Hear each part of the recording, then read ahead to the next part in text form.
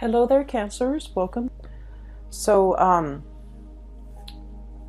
when I was shuffling out this spread for you, I do have an image that I want to convey to you. And there were words that came through. And so it's not so much about the image, it's mainly the words associated with it, okay? I feel like it has more importance. So first of all, I see this bedroom scene. Okay, so there's like a window, and it opens out into the I guess the backyard of the house, and there's a tree with like a tire swing that's nailed to the branch of the tree. And then in bed, you have this little boy. He's very, very young. He's probably like 6 or 7. He's looking out into the window. The window's open. He's looking out at the tree. And so what I started to see was the scene is moving. So it's like a nighttime scene. He's supposed to be in bed. He's kind of bored. He doesn't want to sleep yet. He wants to like go outside and play. But it's nighttime, so his parents are probably forcing him to go to bed, and they're assuming that he's sleeping, but he's looking at the tree, and you see the passage of time. So it's a nighttime scene, and then the earth kind of moves and shifts, and then the sun starts to rise. And then you see this passage of time where it's like winter starts to come in, the snowflakes start to kind of come in through his window, and then after that the snow melts, and then the spring season starts to come in, and you have cooler weather, and you have like sun streaming into this window. So he's looking at the passage of time, the passage of all the seasons from his window. And the words and the phrases that I started hearing is definitely the passage of time, wanting to grow up, wanting to be out there, wanting to be an adult, wanting to be able to dictate your own life, when to sleep, when to go outside, when to eat. And I feel like this is somebody who's very eager to grow up, okay? And I also feel like it's like wanting that independence. Okay, so what I'm feeling is, I feel like for many of you, you might be this child that I'm seeing. And let me talk a little bit about the past, okay? Because I feel like first of all, the Mercury retrograde cycle is going to be throughout the month of November. We are starting Mercury retrograde on the 31st of October, and it's going to end, it's going to run through the first 3 weeks of November, but then the last week of November, we have like a shadow period. And so pretty much all of November is going to be about revisiting things. And then I feel for you guys in particular, it is going to be revisiting the choices that we have made, the decisions that we have made, so that we can glean and extract wisdom from it. Okay? So I feel right off the bat, this month might be a little bit uncomfortable because you're confronting your demons. You're confronting the past. You're confronting choices and decisions that you have made in the past. And I do feel the month brings about immense opportunities for transformation. If you don't like where you are, you're going to be able to change location. If you don't like the things that you have done in the past, you're going to be able to do like a 180, change direction, take a different path. If you don't like the person that you're around, you're going to be able to change your group of friends. If you don't like the lover that you have, you're going to be able to switch things up, get out of situation. So I do feel like it's a very reflective type of a month. Okay, so going back to that original image, let me talk a little bit about where I feel like the pieces are fitting in for you guys.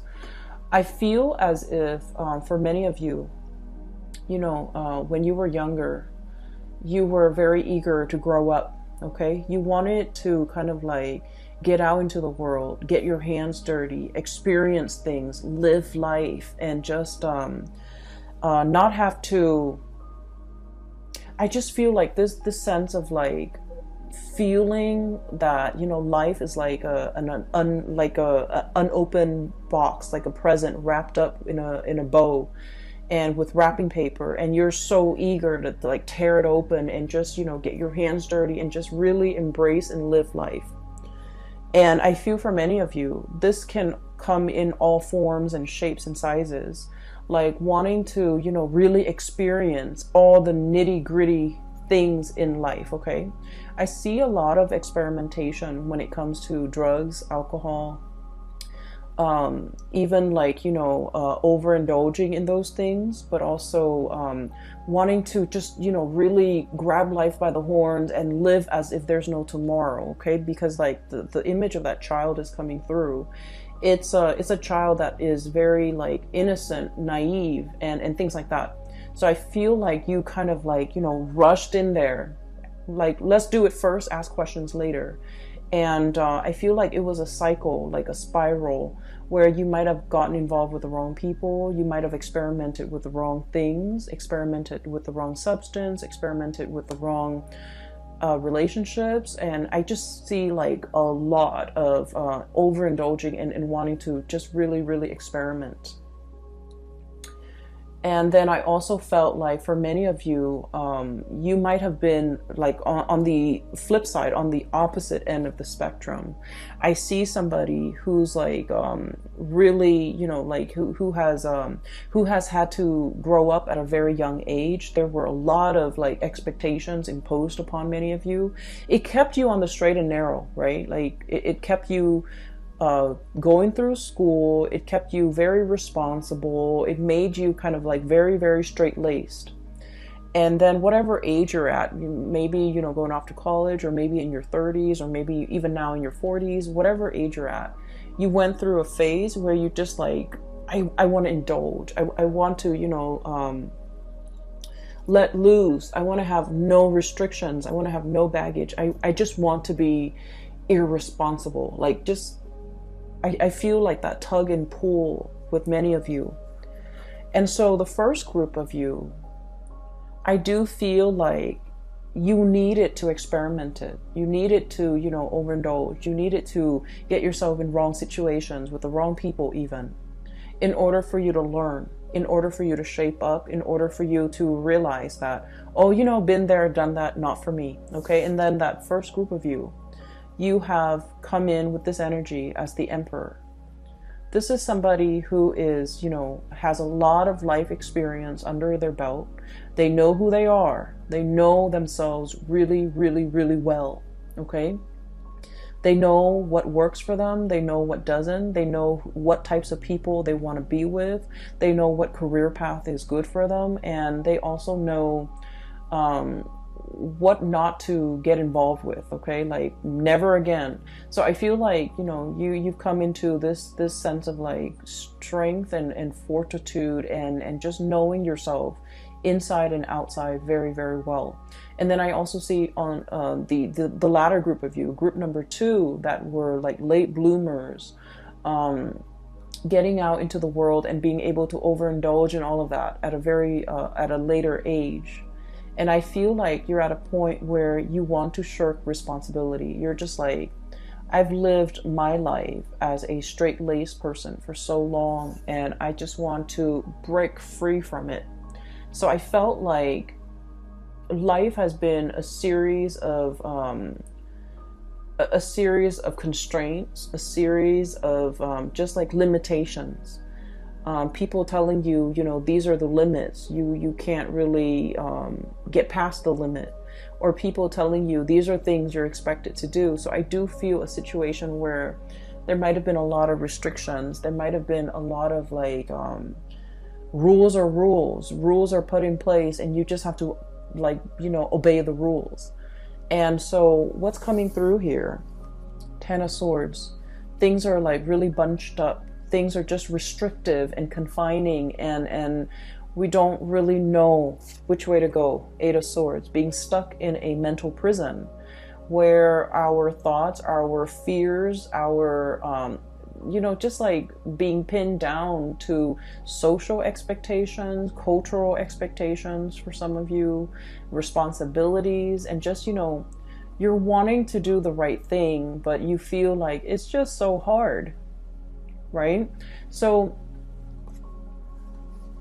I feel regardless of, you know, whether you're group A or group B, you needed to experiment what it means to be irresponsible. You needed to experiment what it means to be, you know, a straight-laced person, because what you're looking for is that middle ground. Okay, what you're looking for is moderation. What you're looking for is kind of like straddling that middle ground and balancing this this side of you that's very responsible, and letting yourself indulge once in a while, but not letting the need to overindulge kind of like overtake your life to the point where you can't function. So I feel like the universe is teaching you a very important lesson about moderation, about, you know, walking a middle path, about really finding your own way. Okay, never mind the social expectations, never mind what people expect from you, or never mind what you feel is expected of you. It's just a matter of figuring out that perfect medium that works for you. And I feel like you're still in the process of trying to find that. And you're kind of, I almost feel like walking down this alley. Okay, and the walls are around you, and you're walking in the middle. You're trying not to hit the walls. And, you know, if there's like any type of turbulence, you're going to sway in either direction. But the trick is to maintain your balance, to maintain your stance, so that you don't get swayed either way. Okay, so that's what I'm feeling here. I feel almost like many of you are in a situation right now where I mentioned last month, and I do feel this energy coming back in, because I rarely, like when I do these videos, once I publish them and they're up on the internet, I don't remember the energy, but I'm remembering a lot of the energies for a lot of the signs, not just you. So I feel like it might be significant. I mentioned somebody that wants to be found, somebody that's like attention seeking. And I feel like you're dealing with someone who is attention seeking. Okay, they know how to jab at you. They know how to push your buttons. They do this with everybody. They do this with, you know, people in their lives. And I feel like I'm feeling for many of you, you're dealing with somebody in your environment like this, and you're trying to keep a straight face. You're trying to do the right thing. You're trying to maintain your decorum, because you guys are deeply sensitive. I feel like out of all the signs, you know, everyone has their sensitivities, but I feel like with Cancerian people, you guys are very empathetic. You guys really care about people. You guys are genuinely very, very nice, caring, you know, just decent human being.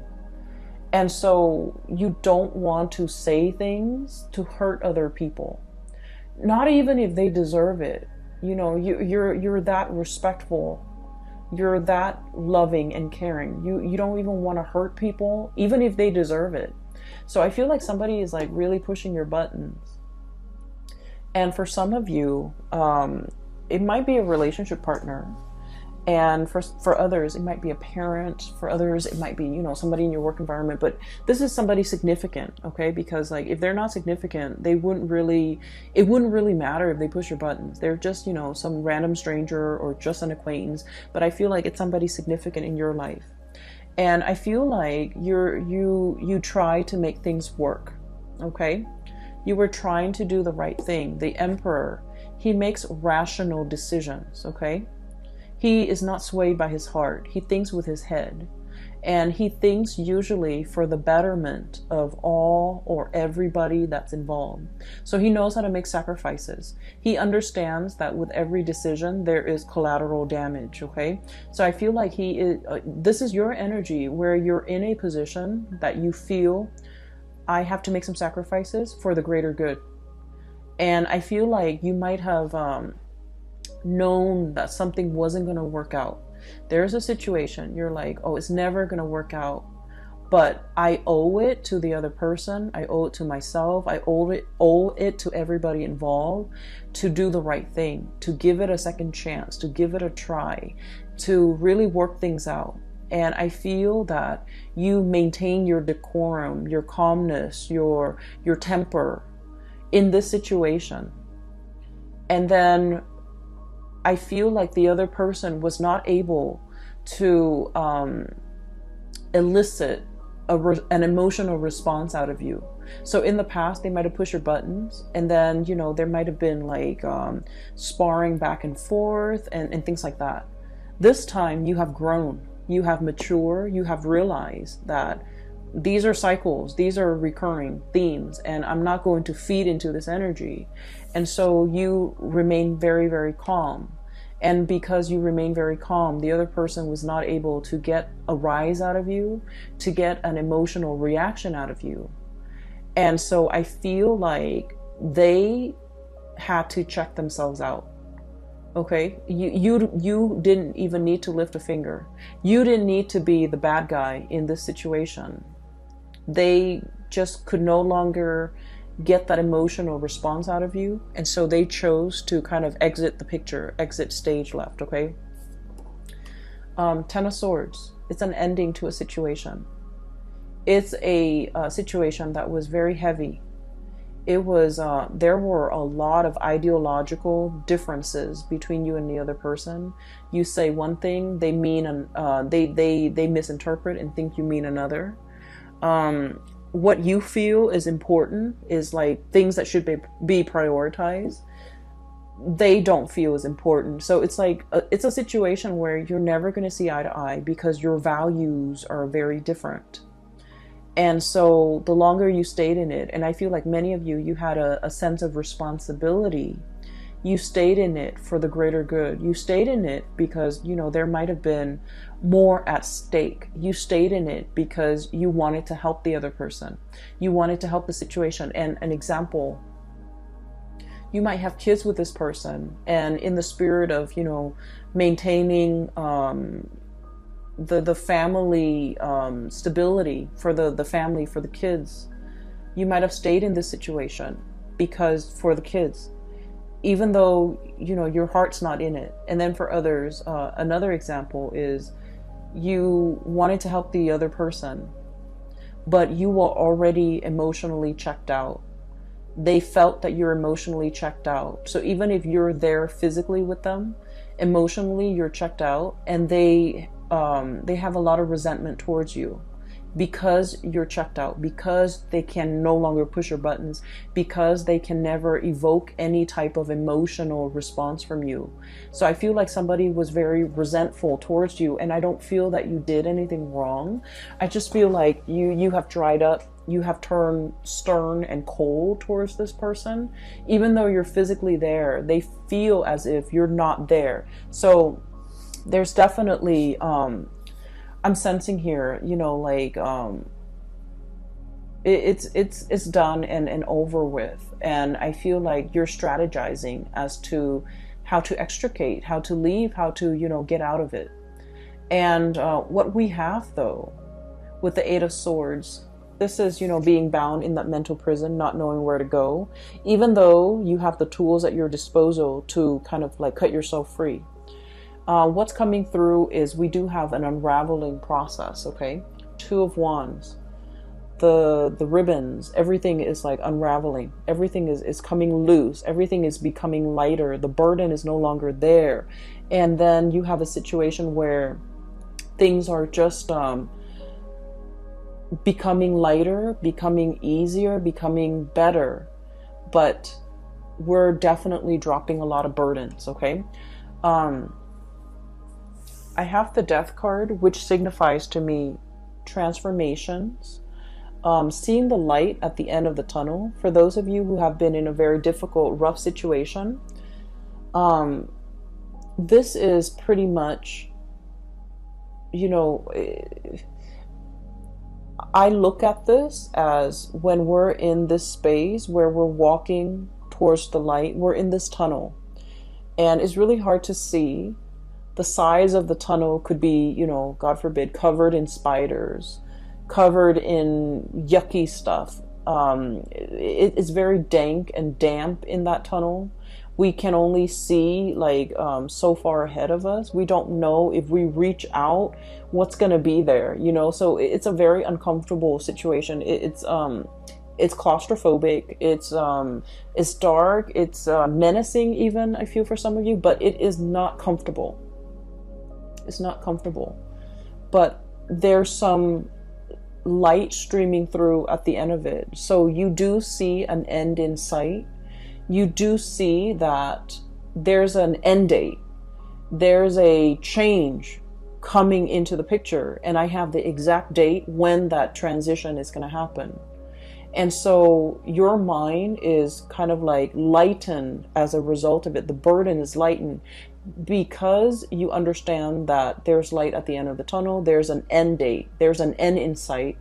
And you're going to be able to make some major transformations happen in your own life once that date is here. Okay, so I definitely feel a situation that has been problematic for some of you. This is a work situation where there might have been a lot of bickering, where there might have been a lot of stop starts, like false starts even, where decisions cannot be made. Okay, like one decision is contingent upon another. And then you also have a situation where some of you could be in a leadership position and you're managing people that are just like immature, difficult to deal with, difficult to train, who get super defensive when you're trying to give them like constructive feedback. And there's so many of them and they all exhibit the same types of personality. So it's a very emotionally taxing, emotionally draining experience. And then you realize that, you know, if you're in a supervisory position, for example, you realize, oh, there's an end in sight. Maybe it could be for some of you the end of a fiscal year where they might no longer be your subordinate. And then for others, it might be the end of a lease, the end of a housing situation, the end of a lease. For others, it might be, you know, the end of a contract, the end of a work contract where you're shifting into something new. Or even just, for some of you, I do see like a change, a major change in your environment. It could be a housing situation, somebody moving in, somebody moving out. You might be moving location altogether.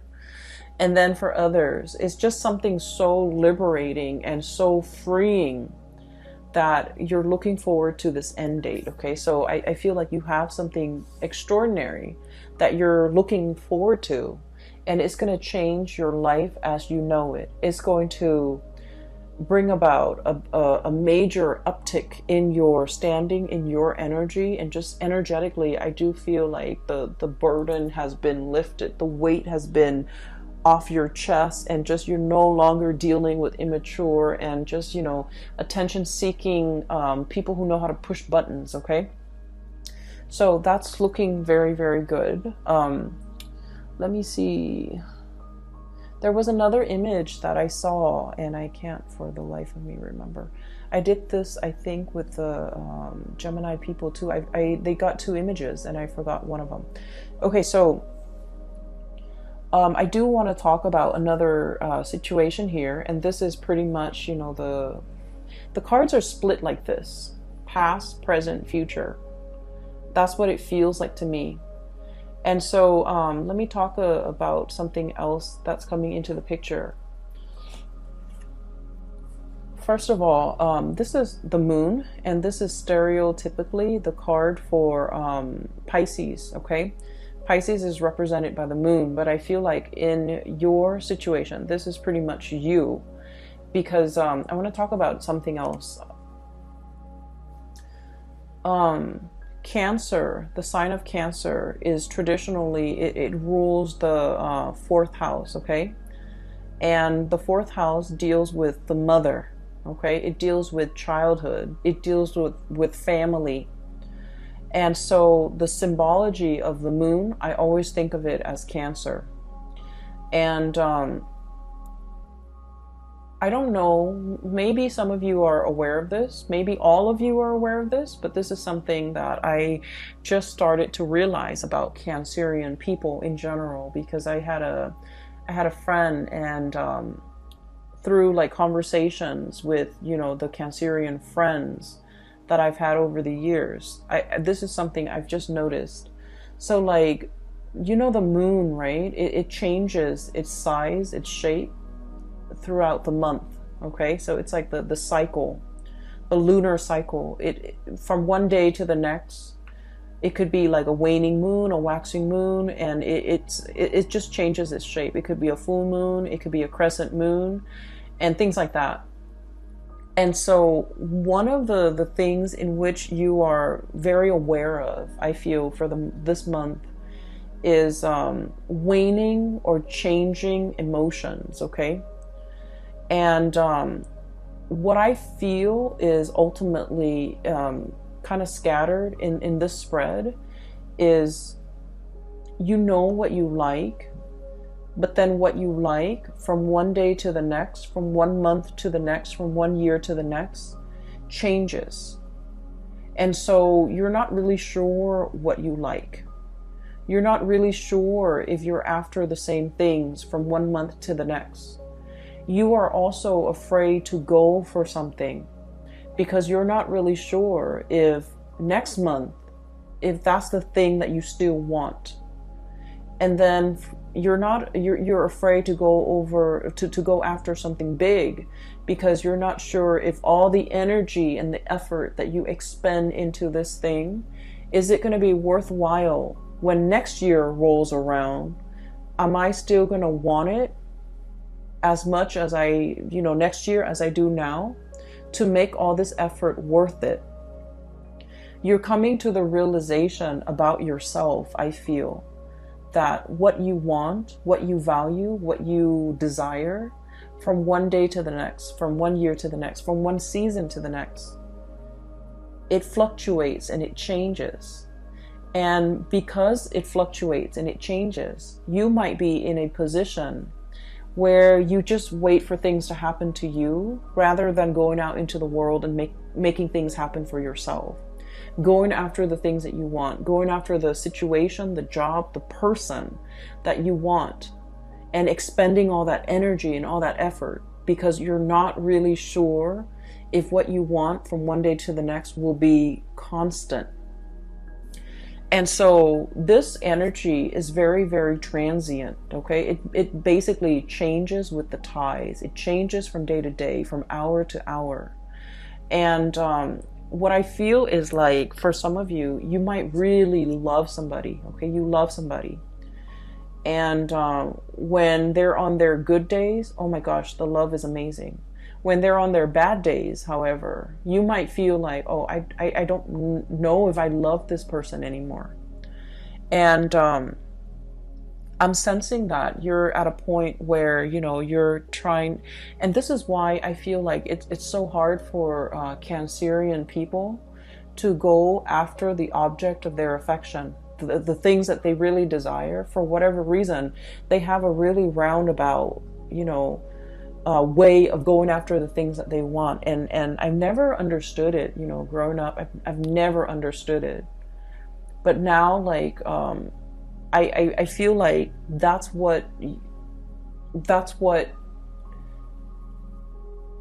your MO, that's your method of operation, because you're not really sure, okay? So this month has a lot to do with, this process of deep reflection. We have we have 5 major arcana cards coming in a spread with like a 10 card spread. So the half of the cards are major arcana cards, which is really forcing you to be very, very clear about yourself, knowing yourself really well, like this Emperor, okay? Knowing what you like, what you want to bring forth into the world, reflecting on your past experience, like all the things that you had to do to get yourself to this very moment in time, and figuring out who you are and what you're all about. This is about self-knowledge. The other card that we have here as well is we have the Hermit. And the Hermit is wisdom. It's somebody who's very, very wise. It's somebody who's like up high in a tree, like the sloth, or or somebody who has a bird's eye view. Okay, so somebody who is enlightened, somebody who spent a lot of time on their own, and they figured out what they need to be happy. And this process isn't just something that happens overnight. there have to be a lot of upheavals and challenges and you know, the breaking down of old paradigms in order for you to figure out, in order for something better to emerge, but in order for you to figure out what you're all about. So like, it's almost like the tree, you know, growing up in the winds, okay? It has to be, the winds strengthen the trunks and the branches of a tree, okay? So in the process of dealing with people who are very opposite from you, who ask you questions, who force you to defend your beliefs, that's when you're very, very sure about what it is that you really believe in. So I feel like, you know, all of this happened because we have the Tower, the things that we think about ourselves that are not built on reality, okay? I think I really like to, you know, stay at home and just, you know, knit. And then you realize life is passing you by, okay? And then you realize that, no, I actually want to be around a lot of people. I actually want that connection. I'm actually very extroverted. I actually need other people. So we have to go through life to really figure out who we are. And then, you know, some of you, you're just like, oh, I want to be the life of the party. You guys need other people. Most of you, you need other people. You might feel like, I want to be the life of the party. And I feel like I'm speaking to a lot of Cancerians out there who feel like, I want to be where the things are happening, among the shakers and the movers, where, you know, you feel like you might want that. And then when you're in the midst of it, you feel very drained. You feel like just unhappy. And then you realize that, you know what? I'm not as extroverted as I think I am. I need more downtime. I need to recuperate. I need more me time. So I feel like you have gone through a major process of like learning about yourself. And all of these things that you're learning about yourself, they don't happen in calm waves, okay? They happen in very like, they were like, the transformation was very, very disruptive. And I feel like it needed to be disruptive because you needed to be shaken awake. Because I feel like with the state of the fluctuation, the changeable moon and the emotional state, it's like you're going through each day constantly changing. And so the shakeup needed to happen at the core, at the foundational level, for you to figure out on a foundational level, who am I? What am I about? What do I want? So I feel like that's what this is really screaming out to me. And I'm sorry if the reading is so like, if it's just so abstract. I feel like it's very abstract. But I feel like it's an inner process that you have to kind of discover on your own, okay? I almost think of this as like the Nautilus shell.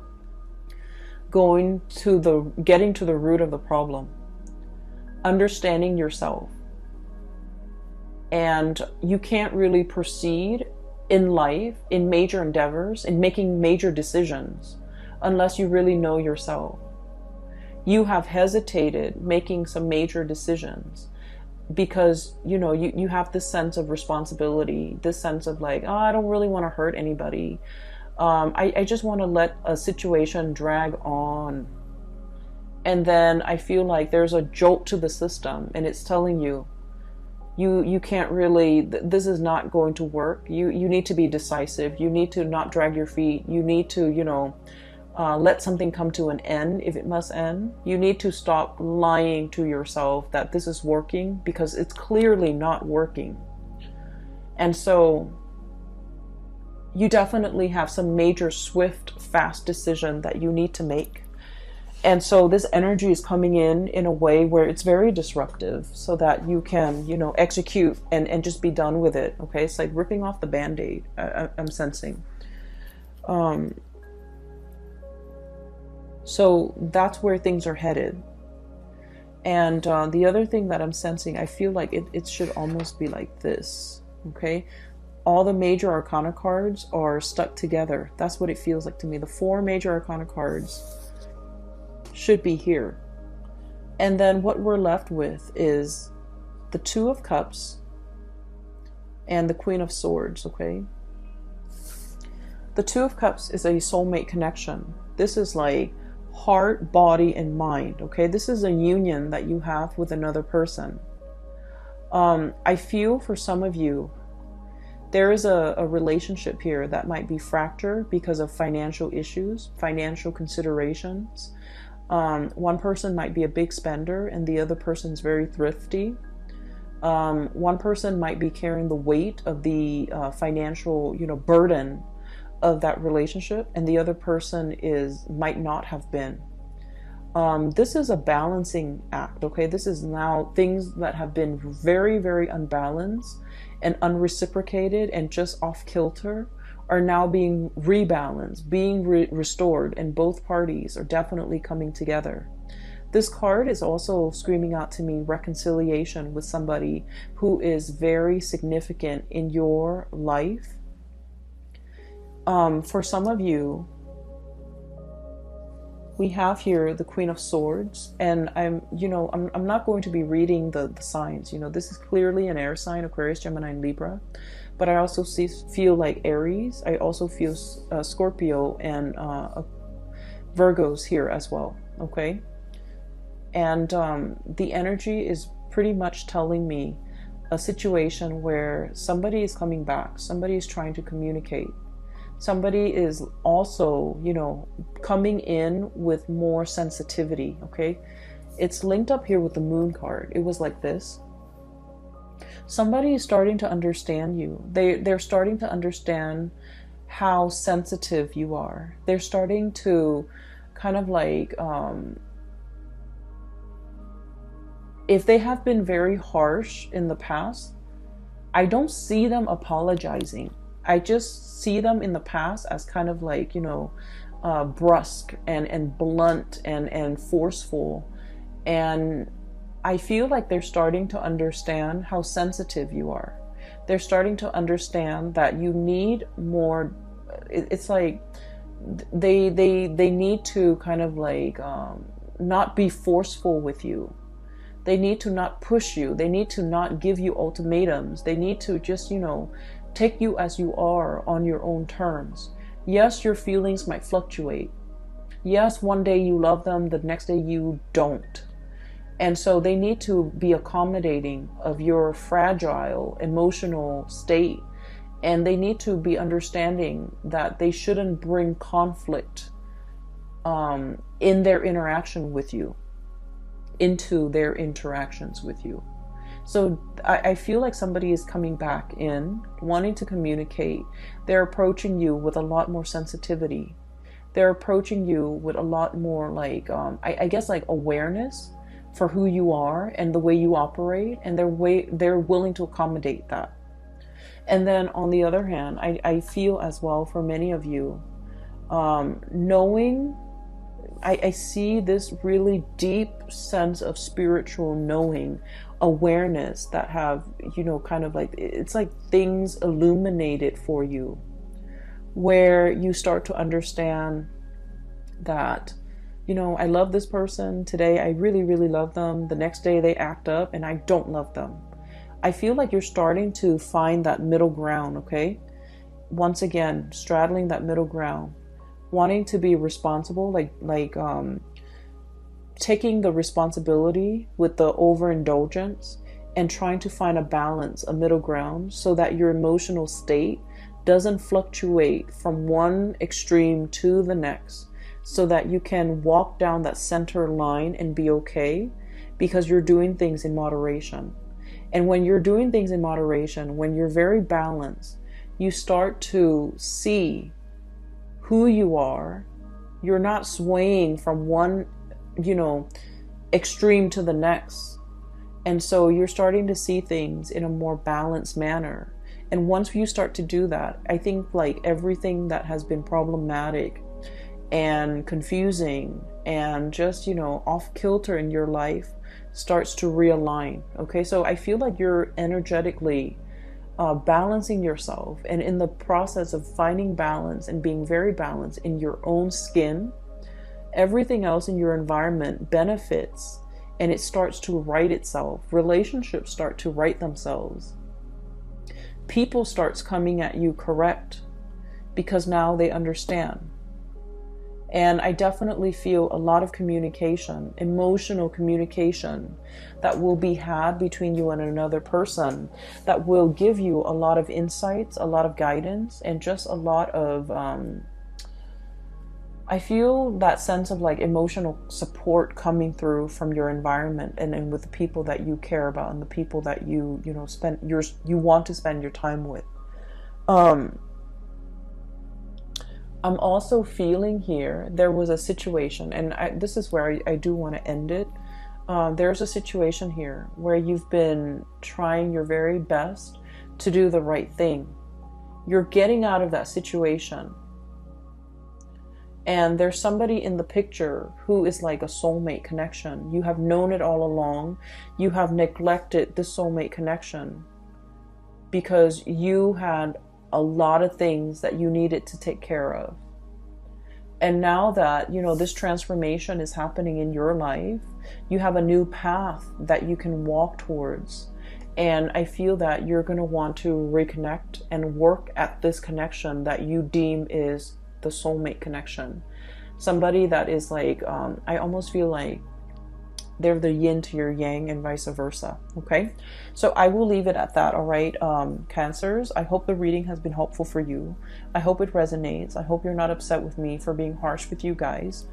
I just read whatever that comes through. Okay, and I hope the reading either way is helpful for you as you navigate the confusing energy of November. Best of luck. And for those of you who are interested in a reading, I do have a link in the description box below for a psychic. Her name is Bridget. She's based out of California and she's very good at her craft. I highly recommend that you get a reading with her. If you are also interested in this amazing deck, it's the White Sage Tarot.